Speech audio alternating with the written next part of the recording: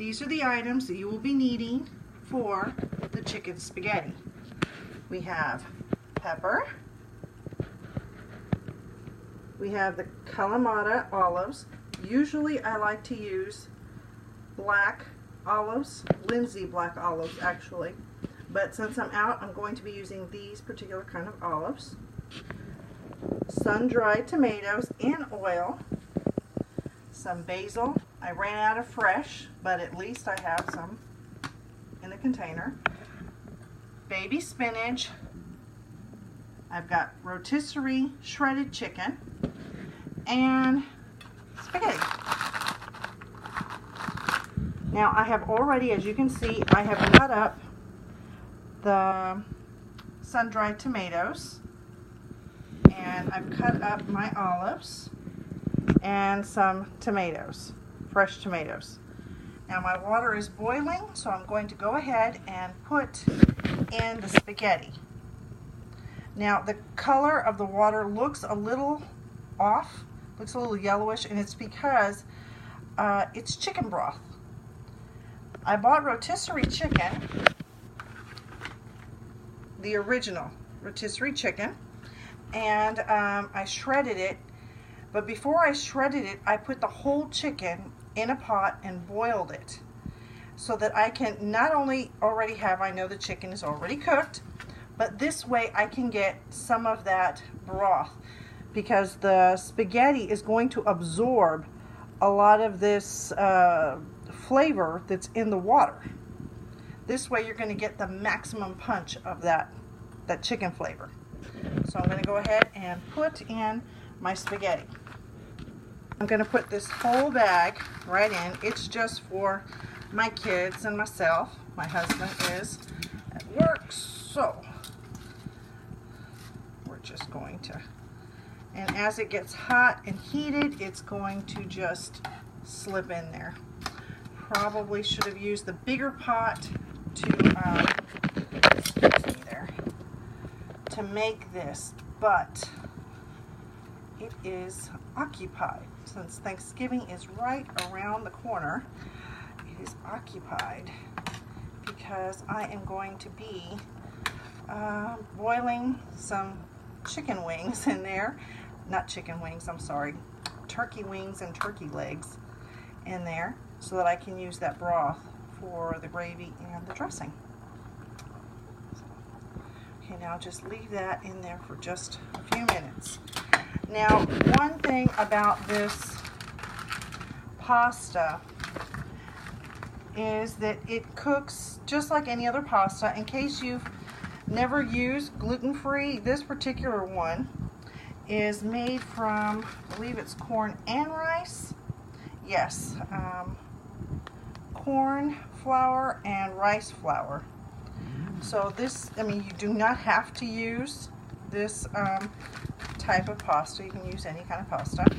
And in case you're wondering what the difference is, well, for one, this has no wheat in it, but the color also will change. This is going to be, of course, because of the corn, it will be yellow, while the other one will have a more white color to it. So we'll let that boil, and I have already cut all this up and shredded this. Now, in case you're wondering, why do I have shredded chicken?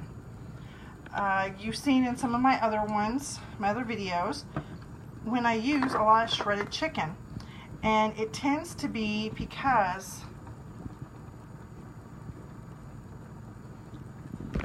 so there's a better chance that you're going to get chicken in almost every bite. There have been some times we've gone places and maybe you get some chicken, maybe you don't. Maybe you get a piece of steak in it, or ground beef or pork, whatever the dish is, or shrimp. Maybe you don't. Maybe, you know, this is all they could afford. Maybe they're just peppering the dish with just a little bit of the meat. This way, if you're a carnivore, you really want that meat, you have a better chance of getting some this way. Making sure everybody gets some. That's all. That's the only reason I do it. Okay, now as you see, I have got the fresh cut tomatoes. I've put in the shredded chicken. I have my spinach right here. you have the sun-dried tomatoes, and right there you've got the olives.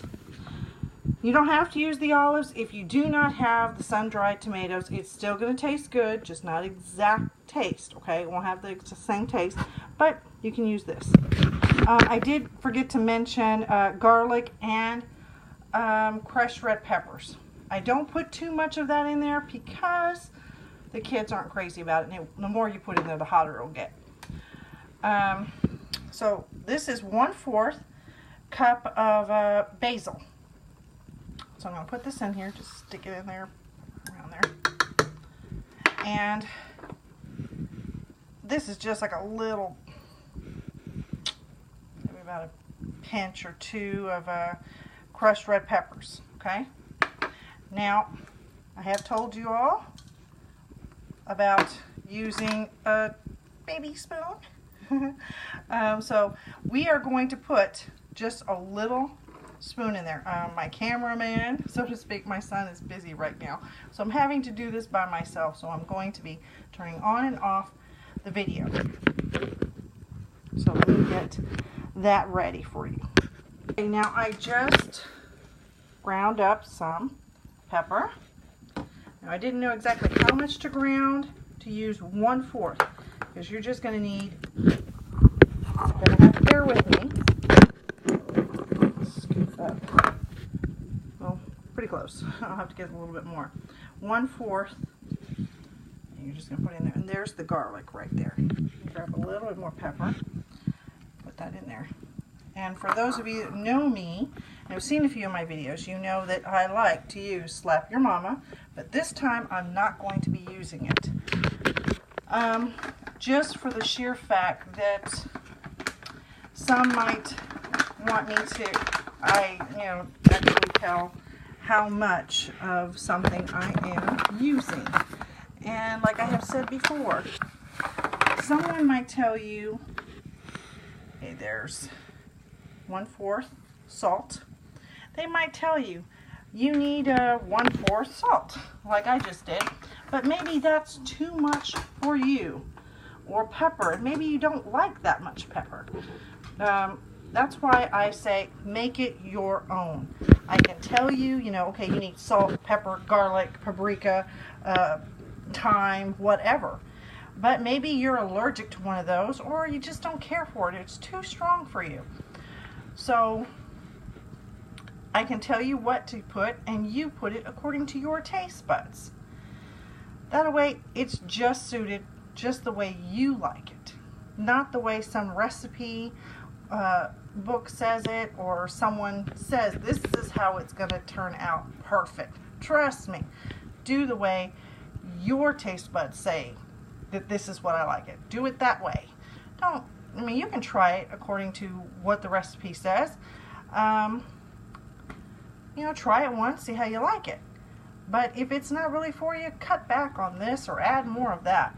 That's one thing that, okay, it started out as a joke when my husband called me about this, and it turned out I love it. I know it says Cajun seasoning, but if you could see my spice cabinet, oh my goodness, I have spices galore and different oils. Avocado, grapeseed, olive oil, MCT. I have got tons of oils for different things. But I have been using a lot of the other ones a lot less because I have this. I still use, the other ones, but this really helps when it's got salt, pepper already in there. It has a little garlic, because maybe that's enough for you. But for us, we need a little bit more, so we put in minced garlic. Okay, now we have this. What we're going to need is this little oil that's in there. See that oil? It's been fused in there with the tomatoes. We are going to use 1/4 teaspoon of this too. Okay? So now let me get the oil out and pour it in there. Okay, so we've got the oil. I'm pouring it in here, and it's just a little bit. That's all it is. That's all you're going to need. Just that tiny, tiny bit. Now, let me move. Whoops. This a little closer. Now, I didn't put very much spinach in there. just so that you all could see everything else. So what I'm going to do now is I'm going to, if I can grab it, pour this right over there. Let me go ahead and do that, and then I will come right back. Pour the whole thing right in there. Just a second, I'll mix it around for you. Okay. Now I have put 3 tablespoons of that same oil because, well, we like it a little bit more, and of that particular flavor and stuff like that. You're just going to keep moving this around, mixing it all in there until you got it just the way you want it.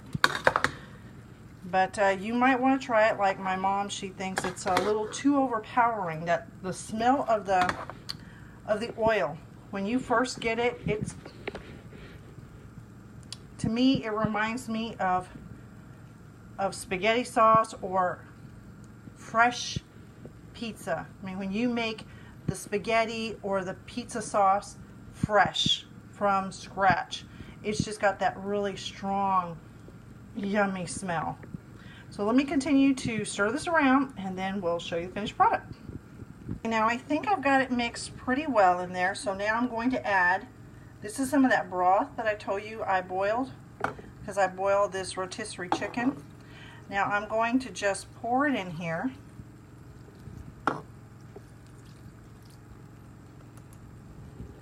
And I'm going to cook it on medium high just until the spinach wilts. Okay, so we're just going to mix it around just for a little bit. And this is only going to take just I don't know, just a couple of minutes, maybe about 3 minutes. And then I'll show you the finished product. Obviously, I'm a little too hungry and a little too anxious. This is the finished product. Let's see. I usually tend to have some more fresh tomatoes in there, but my neighbor came over and they needed some, so, well, what are you gonna do? This smells so good. Look at that. You got chicken, you have the spinach, you have tomatoes, the olives, and you will have that chicken in almost every bite. Look at that. So good. You are gonna love it. Well, I hope so anyway. Well, try it out, see what you think.